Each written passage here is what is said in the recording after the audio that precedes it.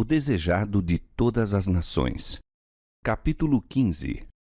Nas bodas. Jesus não começou seu ministério por alguma grande obra perante o Sinédrio em Jerusalém. Numa reunião familiar, em pequenina vila Galileia, foi manifestado seu poder para aumentar a alegria das bodas. Assim mostrou sua simpatia para com os homens e desejo de lhes proporcionar felicidade. Tentado no deserto, bebera ele próprio o cálice da aflição. Dali saíra para oferecer aos homens uma taça de graças celestiais, mediante sua bênção que santificaria as relações da vida humana. Do Jordão, voltara Jesus a Galiléia. Devia haver um casamento em Caná, pequena vila não distante de Nazaré. Os noivos eram parentes de José e Maria, e sabedor dessa reunião de família, Jesus se dirigiu a Caná, sendo com os discípulos convidado para a festa. Aí se encontrou novamente com sua mãe, de quem estivera separado por algum tempo.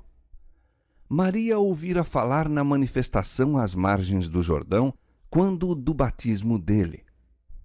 As novas foram levadas a Nazaré, evocando novamente em seu espírito as cenas que por tantos anos ocultara no coração.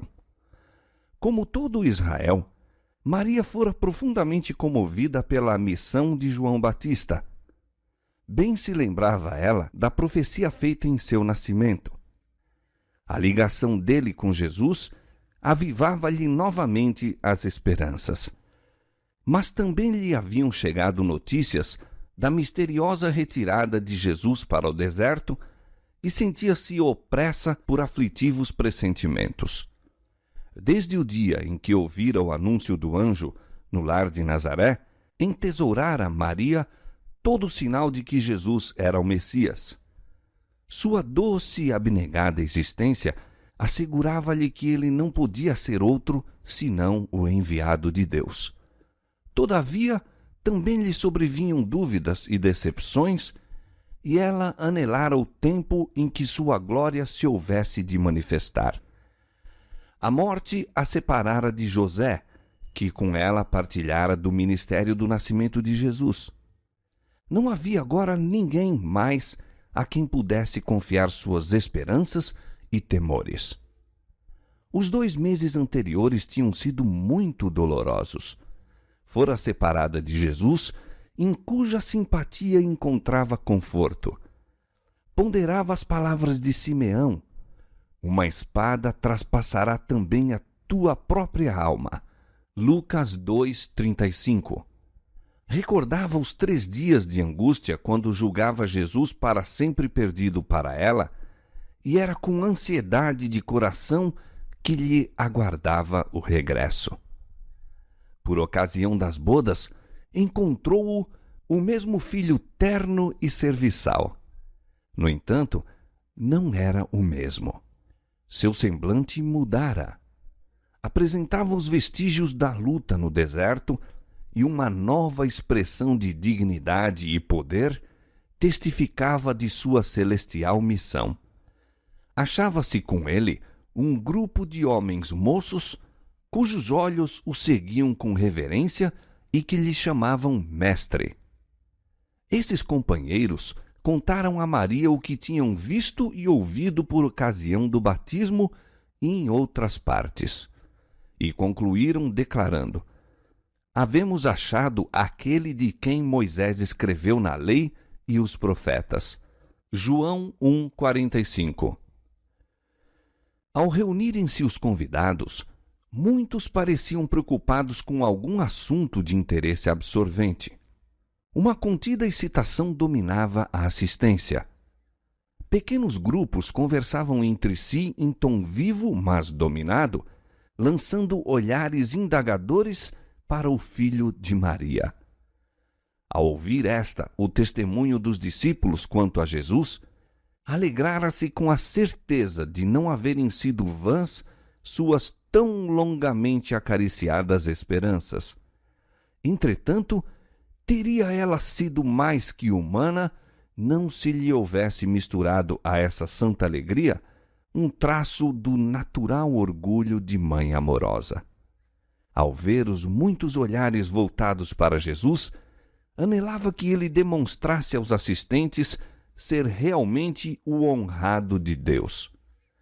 Esperava que houvesse oportunidade de ele operar um milagre diante deles. Era costume naqueles tempos que as festas de casamento continuassem por vários dias. Verificou-se nessa ocasião, antes do fim da festa, haver-se esgotado a provisão de vinho. Isso causou muita perplexidade e desgosto. Era coisa fora do comum dispensar o vinho em ocasiões festivas, e a ausência do mesmo pareceria indicar falta de hospitalidade. Como parenta dos noivos, Maria ajudara nos preparativos da festa e falou agora a Jesus, dizendo: "Não tem vinho." Essas palavras eram uma sugestão de que ele poderia suprir a necessidade. Mas Jesus respondeu: "Mulher, que tenho eu contigo? Ainda não é chegada a minha hora."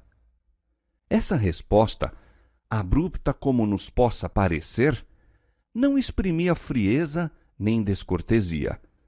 A maneira de o Salvador se dirigir à sua mãe estava em harmonia com os costumes orientais. Era empregada para com pessoas a quem se desejava mostrar respeito. Todo o ato da vida terrestre de Cristo estava em harmonia com o preceito dado por Ele próprio: "Honra a teu pai e a tua mãe." Êxodo 20, 12. Na cruz, em seu derradeiro ato de ternura para com sua mãe, Jesus dirigiu-se a ela da mesma maneira ao confiá-la ao cuidado do mais amado discípulo. Tanto na festa nupcial como ao pé da cruz, o amor expresso no tom, no olhar e na maneira era um intérprete de suas palavras. Em sua visita ao templo, na infância, ao desvendar-se diante dele o mistério de sua obra, Cristo dissera a Maria: "Não sabeis que me convém tratar dos negócios de meu Pai?" Lucas 2, 49. Essas palavras ferem a nota tônica de toda a sua vida e ministério. Tudo estava subordinado à sua obra, a grande obra de redenção para cujo cumprimento viera ao mundo. Agora, repetiu a lição. Havia risco de Maria olhar as suas relações com Jesus como lhe dando sobre ele especial direito, bem como o de, até certo ponto, o dirigir em sua missão. Ele lhe fora por 30 anos filho obediente e amoroso, e seu amor não mudara. Agora, porém, lhe cumpria tratar da obra do Pai. Como filho do Altíssimo e Salvador do mundo, laço algum terrestre o deve afastar de sua missão ou influenciar-lhe o procedimento. Deve estar livre para fazer a vontade de Deus. Essa lição destina-se também a nós. Os direitos de Deus são superiores mesmo aos laços das relações humanas. Nenhuma atração terrestre nos deve desviar os pés da vereda que Ele nos manda trilhar. A única esperança de redenção para nossa raça caída está em Cristo. Maria só podia encontrar salvação mediante o Cordeiro de Deus. Não possuía em si mesma nenhum mérito. Seu parentesco com Jesus não a colocava para com ele em posição diversa, espiritualmente, da de qualquer outra alma humana. Isso se acha indicado nas palavras do Salvador. Ele torna clara a distinção entre sua relação para com ela como filho do homem e filho de Deus. O laço de parentesco entre eles não a coloca de maneira alguma em pé de igualdade com ele.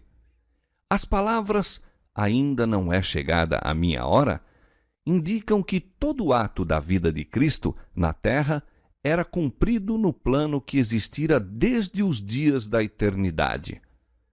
Antes de vir à terra, o plano jazia perante ele, perfeito em todos os seus detalhes. Ao andar entre os homens, porém, era guiado passo a passo pela vontade do Pai. Não hesitava em agir no tempo designado. Com a mesma submissão, esperava até que houvesse chegado a oportunidade. Ao dizer a Maria que sua hora ainda não havia chegado, respondia Jesus ao inexpresso pensamento dela, a expectativa que, juntamente com seu povo, ela acariciara. Maria esperava que ele se revelasse como o Messias e tomasse o trono de Israel. Mas o tempo não havia chegado. Não como rei, mas como homem de dores e experimentado nos trabalhos, aceitara Jesus a sorte da humanidade. Mas se bem que sua mãe não possuísse conceito exato da missão de Cristo, nele confiava implicitamente. A essa fé correspondeu Jesus. Foi para honrar a confiança de Maria e fortalecer a fé dos discípulos que realizou o primeiro milagre. Os discípulos haveriam de encontrar muitas e grandes tentações para a incredulidade. Para eles, as profecias haviam tornado claro, indiscutível, que Jesus era o Messias. Esperavam que os guias religiosos o recebessem com confiança ainda maior que a deles próprios. Declararam entre o povo as maravilhosas obras de Cristo e sua própria confiança na missão dele, mas pasmaram e sentiram-se cruelmente decepcionados pela incredulidade, o preconceito profundamente arraigado e a inimizade para com Jesus, manifestados pelos sacerdotes e rabis. Os primeiros milagres do Salvador fortaleceram os discípulos para enfrentar a oposição. Sem se desconcertar absolutamente com as palavras de Jesus, Maria disse aos que serviam à mesa: "Fazei tudo quanto ele vos disser." Assim fez ela o que podia para preparar o caminho para a obra de Cristo. Ao lado da entrada estavam 6 grandes talhas de pedra e Jesus pediu aos servos que as enchessem d'água. Assim foi feito. Então, como o vinho era necessário para uso imediato, disse: "Tirai agora e levai ao mestre-sala." Em lugar da água com que haviam sido cheias as talhas, saiu vinho dali. Nem o mestre-sala, nem os convidados, em geral, tinham percebido que a provisão de vinho se acabara. Provando o que os servos levaram, o mestre-sala achou-o superior a qualquer vinho que já tivesse provado e muito diverso do que fora servido ao princípio da festa. Voltando-se para o noivo, disse: "Todo homem põe primeiro o vinho bom, e quando já tem bebido bem, então o inferior. Mas tu guardaste até agora o bom vinho." Como os homens servem primeiro o vinho melhor e depois o inferior, assim faz o mundo com seus dons. O que ele oferece pode agradar aos olhos e fascinar os sentidos, mas se demonstra incapaz de satisfazer. O vinho se transforma em amargura, o espírito folgazão em tristeza. Aquilo que começara com cânticos e alegria, termina em fadiga e desgosto. Os dons de Cristo, porém, são sempre novos e sãos. A festa que provê para a alma não deixa nunca de proporcionar satisfação e alegria. Cada nova dádiva acrescenta a capacidade do que a recebe para apreciar e fruir as bênçãos do Senhor. Ele dá por graça. Não pode haver falta na provisão. Se permaneceis nele, o fato de receberdes hoje um único dom garante a recepção amanhã de um mais precioso ainda. As palavras de Cristo a Natanael exprimem a lei do trato de Deus com os filhos da fé. Com cada nova revelação de seu amor, declara ele ao coração que a recebe: "Crês? coisas maiores do que estas verás. João capítulo 1, verso 50. O dom de Cristo à festa nupcial era um símbolo. A água representa o batismo em sua morte, o vinho, o derramamento de seu sangue pelos pecados do mundo. A água para encher as talhas foi levada por mãos humanas, mas unicamente a palavra de Cristo podia comunicar-lhe a virtude doadora de vida. O mesmo quanto aos ritos que indicam a morte do Salvador. Unicamente pelo poder de Cristo, operando pela fé, é que tem eficácia para nutrir a alma. A palavra de Cristo forneceu ampla provisão para a festa. Da mesma maneira abundante é a provisão de sua graça para apagar as iniquidades dos homens e renovar e suster a alma. Na primeira festa a que assistiu com os discípulos, Jesus lhes deu o cálice que simbolizava sua obra pela salvação deles. Na última ceia, tornou a dá-lo na instituição do sagrado rito pelo qual sua morte deve ser anunciada até que venha. 1 Coríntios 11, 26. E a tristeza dos discípulos ao separar-se de seu Senhor foi confortada com a promessa da reunião, pois ele disse: Desde agora não beberei deste fruto da vide até aquele dia em que o beba de novo convosco no reino de meu Pai. Mateus 26, 29. O vinho provido por Cristo para a festa e o que ele deu aos discípulos como símbolo de seu próprio sangue era o puro suco de uva. A esse se refere o profeta Isaías quando fala do novo vinho num cacho e diz: Não o desperdices, pois há bênção nele. Isaías 65, 8. Fora Cristo que, no Velho Testamento, dera aviso a Israel: O vinho é escarnecedor e a bebida forte alvoroçadora. E todo aquele que neles errar nunca será sábio. Provérbios capítulo 20, verso 1. Ele nunca proveu tal beberagem. Satanás tenta os homens a condescendência com apetites que lhes obscurecem a razão e entorpecem as percepções espirituais.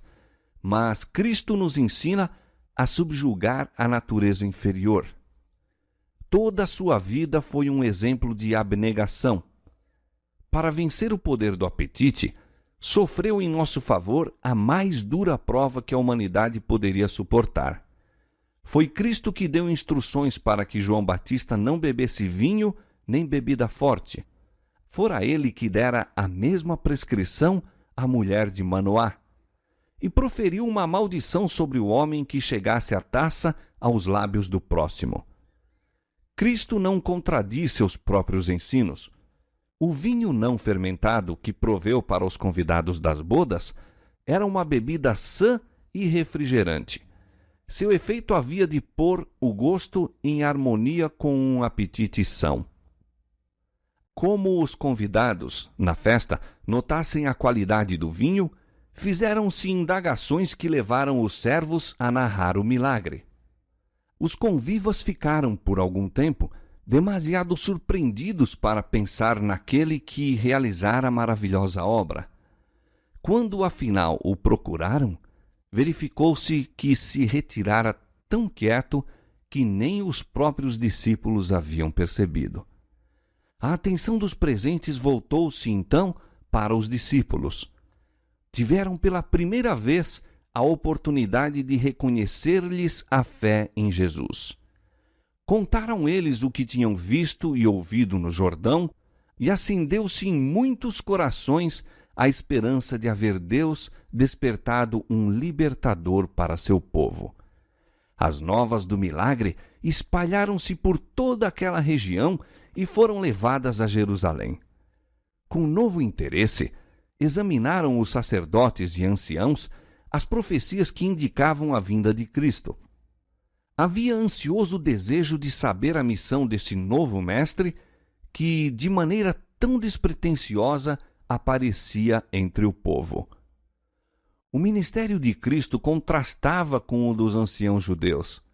O cuidado deles quanto à tradição e ao formalismo destruíra toda a verdadeira liberdade de pensamento e ação.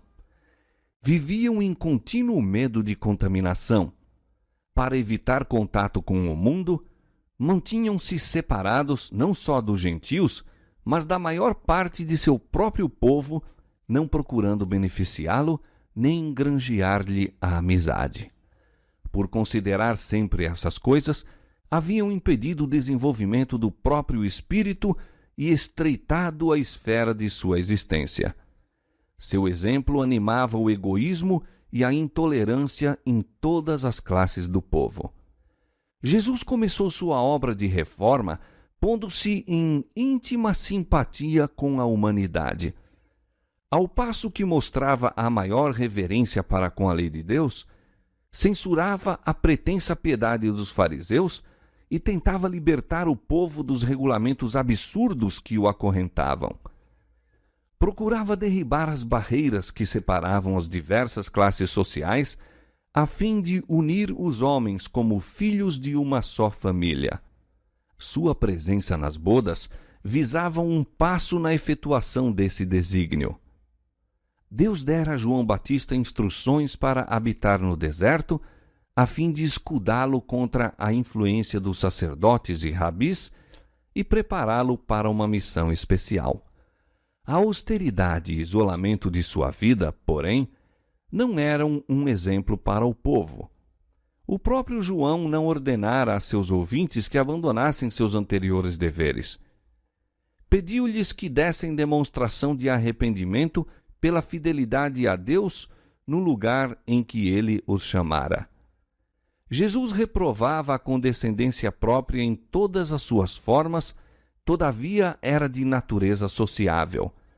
Aceitava a hospitalidade de todas as classes, visitando a casa de ricos e pobres, instruídos e ignorantes, procurando elevar-lhes os pensamentos das coisas comuns da vida para as espirituais e eternas.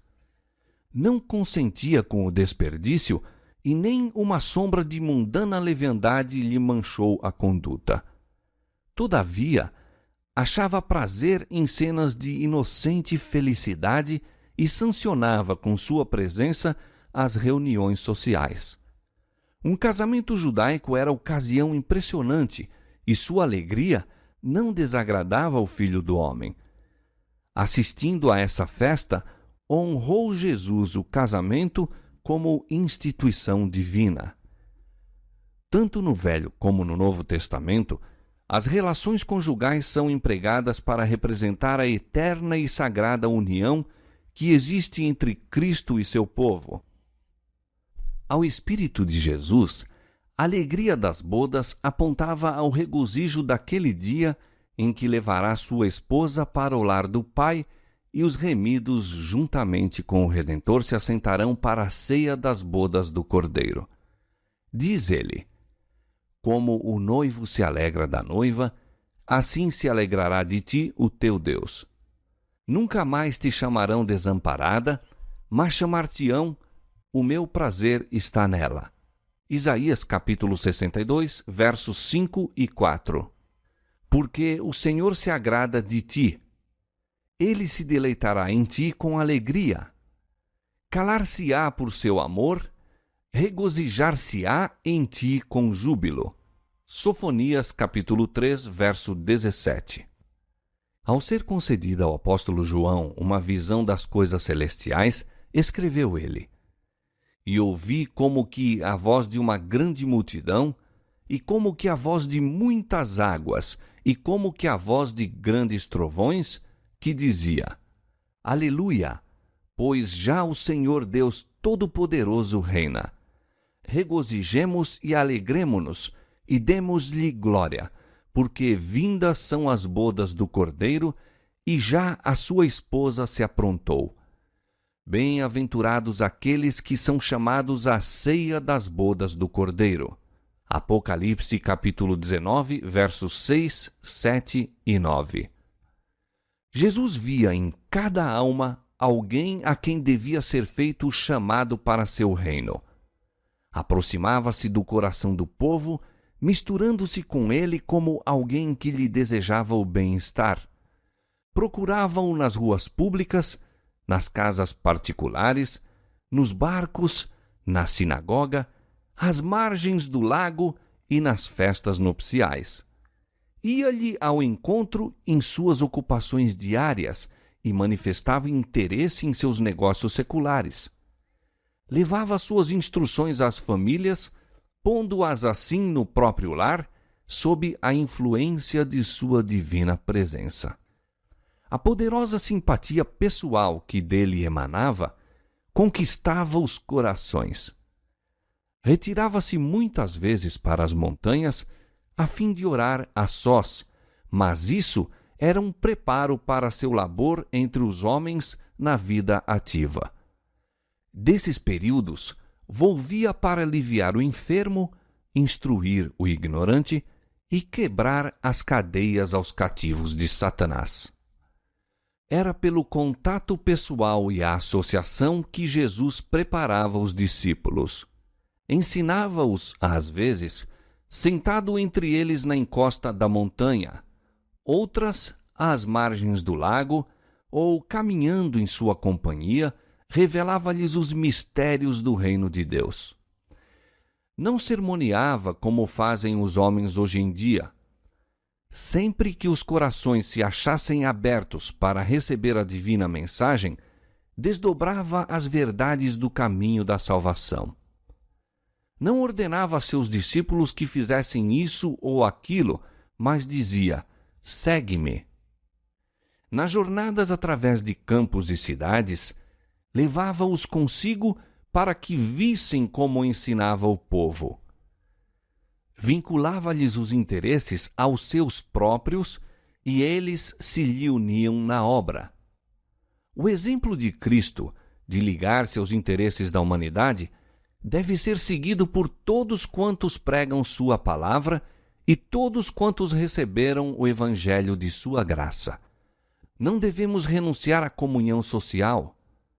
Não nos devemos retirar dos outros.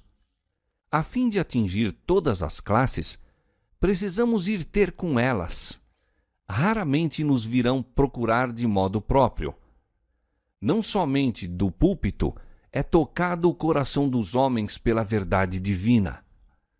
Outro campo de labor existe, mais humilde talvez, mas igualmente prometedor.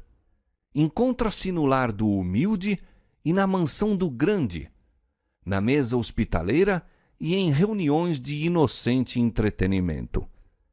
Como discípulos de Cristo, não nos misturemos com o mundo por mero gosto do prazer, para unir-nos a eles na tolice. Tais associações só podem trazer prejuízo. Nunca devemos sancionar o pecado por nossas palavras ou ações, nosso silêncio ou nossa presença. Aonde quer que formos, devemos levar conosco Jesus e revelar a outros que precioso é nosso Salvador. Os que buscam esconder sua religião, porém, ocultando-a dentro de muros de pedra, perdem valiosas oportunidades de fazer bem. Por meio das relações sociais, o cristianismo se põe em contato com o mundo. Todo o que recebeu divina iluminação deve lançar luz sobre o caminho dos que não conhecem a luz da vida. Todos nós devemos tornar testemunhas de Jesus. O poder social santificado pela graça de Cristo deve ser aperfeiçoado em atrair almas para o Salvador.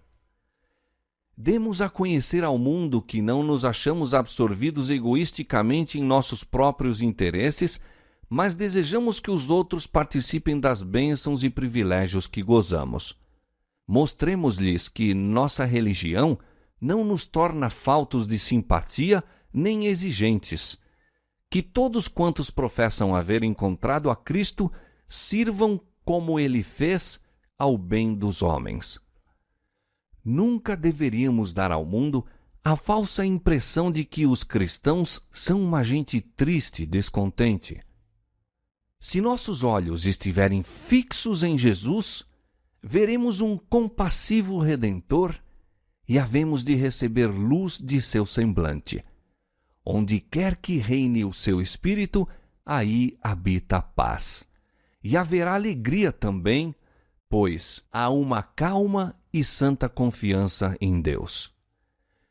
Cristo se compraz em seus seguidores quando mostram que, embora humanos, compartilham da natureza divina. Não são estátuas, mas homens e mulheres animados. Seu coração, refrigerado pela graça divina, abre-se e expande-se ao sol da justiça. A luz que sobre eles incide, refletem-na sobre outros em obras iluminadas pelo amor de Cristo.